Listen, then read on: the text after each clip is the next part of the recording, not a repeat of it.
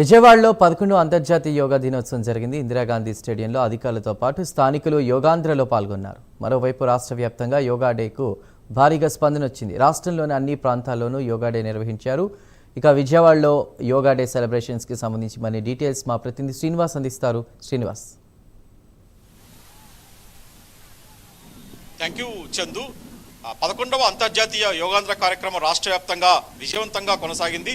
అయితే ప్రస్తుతం మనం విజయవాడలో ఉన్నాం. విజయవాడలోని ఇందిరాగాంధీ స్టేడియం ఇక్కడ కూడా ఉదయం 6 గంటల నుంచి కూడా యోగాంధ్ర కార్యక్రమంలో పాల్గొనేందుకు కూడా పెద్ద ఎత్తున కూడా నగర ప్రజలు అలాగే స్థానికులు ఉద్యోగులు విద్యార్థులు పెద్ద ఎత్తున కూడా ఇక్కడ హాజరయ్యారు. ఉదయం నుంచి కూడా ఇక్కడికి పెద్ద ఎత్తున తరలి వచ్చారు. దాదాపు 5,000 మందికి పైగా కూడా స్థానికులు కూడా ఇక్కడ యోగాంధ్ర కార్యక్రమంలో పాల్గొన్నారు.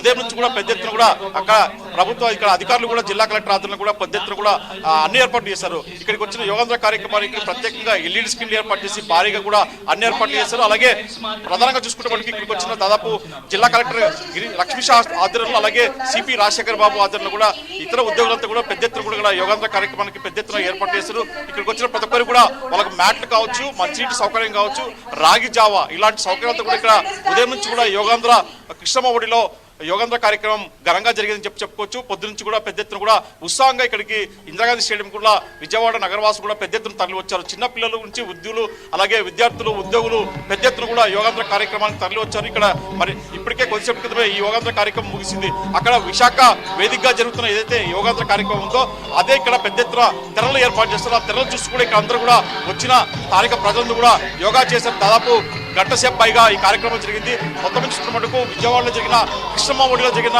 యోగాంధ్ర కార్యక్రమం విజయవంతమని చెప్పుకోవచ్చు. మొత్తం జిల్లా అధికారులు కూడా మొత్తం జిల్లా కలెక్టర్ లక్ష్మీషా అలాగే సిపి రాజశేఖర్ బాబు మున్సిపల్ అధికారులు మొత్తం కూడా ఇక్కడ పెద్ద ఎత్తున ఏర్పాట్లు చేస్తారు.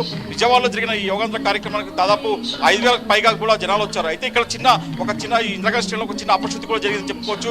ఎందుకంటే ఒక భారీ ఎల్ఈడి స్క్రీన్ ఒక్కసారిగా గాలి రావడంతో అక్కడ పడిపోయింది. దీని కింద అక్కడ ఒక మహిళకు కూడా చిన్న దెబ్బలు తగిలాయి. మొత్తం చూసుకున్నప్పుడు యోగాంధ్ర కార్యక్రమం ఏదైతే విశాఖ వేదికగా జరిగిందో అదే స్ఫూర్తితో విజయవాడ అమరావతి కేంద్రంగా జరిగిన ఈ యోగాంధ్ర కార్యక్రమం కూడా పెద్ద ఎత్తున సీఎం చంద్రబాబు నాయుడు పిలుపు మేరకు పెద్ద ఎత్తున స్థానికులు ప్రజలు తరలి వచ్చారు. ఇక్కడ విజయవాడలో చూసుకున్న మటుకు మొత్తం ఇందిరాగాంధీ స్టేడియం అంతా కూడా పెద్ద ఎత్తున ఉదయం నుంచి 6 గంటల నుంచే రావడంతో కూడా యోగాంధ్ర కార్యక్రమం పెద్ద ఎత్తున కూడా విజయవంతంగా కొనసాగించి చెప్పుకోవచ్చు. Chandu. Right Srinivas, thank you for the updates.